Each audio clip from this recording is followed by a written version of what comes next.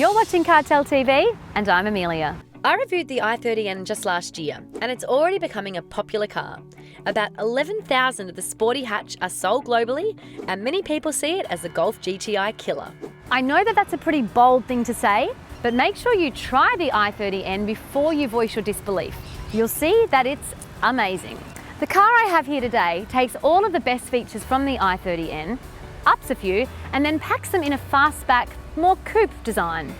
On paper, building on the already amazing hatch can only make it better. But let's see if it's the same in practice. Of course, the most obvious change is the rear. Hot hatches have been all the rage for a while now, but the more coupe-ish look of the fastback I think actually looks better. The spoiler looks great. The tail lights are nothing special, but they fit the picture well, and the diffuser is pretty massive. What people often neglect is the overall shape, and I love it here. It makes the car look compact but confident, and it does stand out from the hatch crowd. Aside from the rear, the overall design pretty much reflects the i30N hatch, but I think it looks just so much better. It has a more sophisticated, kind of trendy feel. It keeps the more pronounced air intakes, lower stance, cool headlights and grille, but aside from the blunt additions like the diffuser and red brake calipers, the car is still wonderfully understated compared to some of its rivals, most notably the Civic Type R. And that's a very good thing.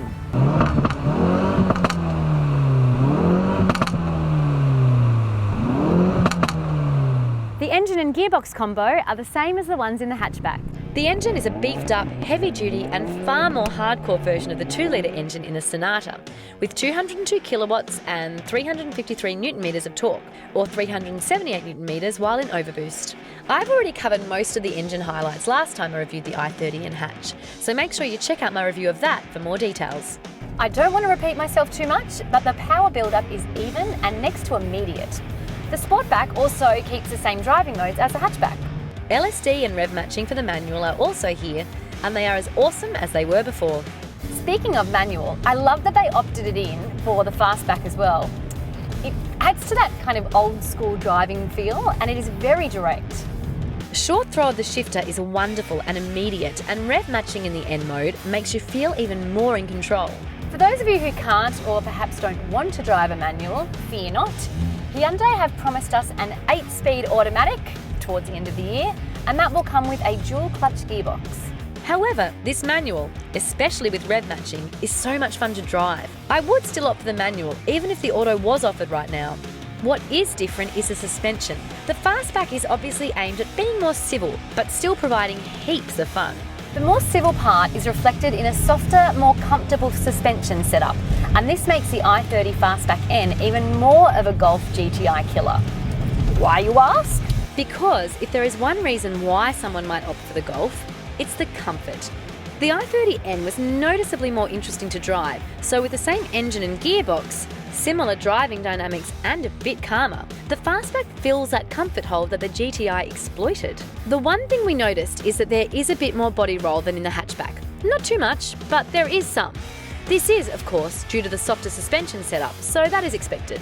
However, what is not expected is that the softer setup actually gives better control. Why, you ask? First of all, weight distribution of the fastback is better. Not so much of the weight is at the front, and that helps cornering. Next, front spring offers progressive dampening and rebound, extended bump stop gives more grip in harsher conditions, and rear camber control arm adds lateral stiffness. The latter is one of the reasons why the rear would rather slide than twist in even the most hardcore turns. This helps immensely with control. There are more reinforcements, such as more heavy-duty front shock absorber mounts, and all these features translate to actually having more grip than the stiffer hatchback, despite the slight increase in body roll. If that sounds like the fastback is notably superior to the hatchback, well, that's because it is. But this upgrade setup will be available on the hatch from next year, so body style will be a matter of choice. In my previous review of the i30N, I concluded that it was already a great car, but it may be the basis for even more improvements in the future. Well, thank you Hyundai for proving me right after just a few months. When we drove the i30N on the track, we loved the grip levels that exceed pretty much anything with front-wheel drive. It's the same here. Some understeer is existent, but very low, and you can even get some healthy swing from the rear of the car, as if you were in a rear-wheel drive machine. Steering is wonderfully precise. If you are into sharper turns, precise steering is great since it helps you get used to the way the car feels really quickly. After a very short while, confidence of the driver grows immensely, and that makes it even more fun.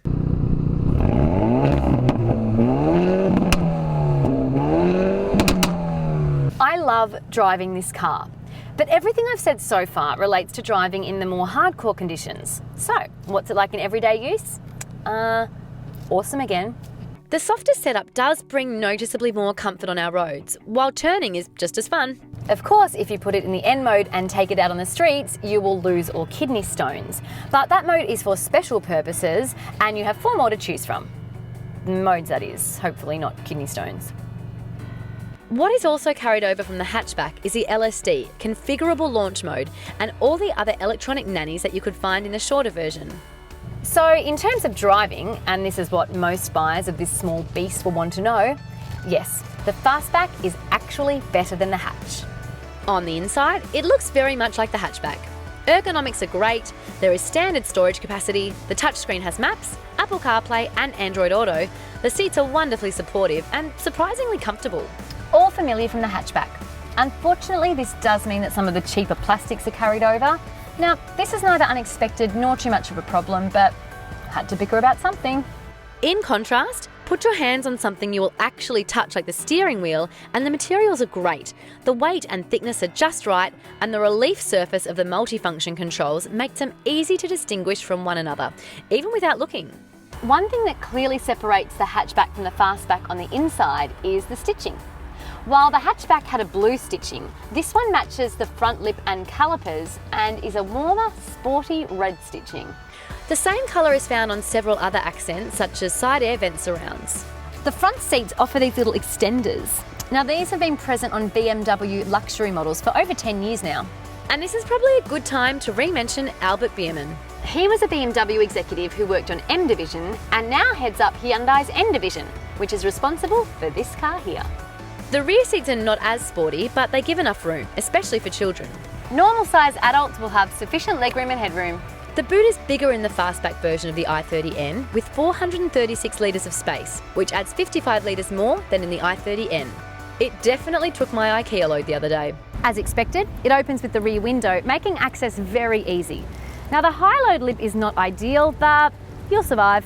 Safety perks include Smart Sense with forward collision avoidance, driver attention warning, lane keeping assist, electronic stability control, vehicle stability management, hill start control, auto headlights, tyre pressure monitoring, rear view camera, LED DRLs, actually all LED lights, including front indicators and more. Moreover, all of the driving tech that I mentioned is standard in the i30 Fastback N. What you can choose is 2 trim levels, this being the base one, and 2 options packs. The first one is called Luxury Pack, and the second one is called Luxury Pack with panoramic sunroof. Not very imaginative, but simple and to the point. Just like this whole car. So is it better than the current hatchback? Yes, it is. And just like I mentioned previously, this one is definitely ready for future upgrades, which will make this amazing vehicle stand out even more. For now, it is just as powerful as a hatchback, a bit more practical, more comfortable, and with better grip.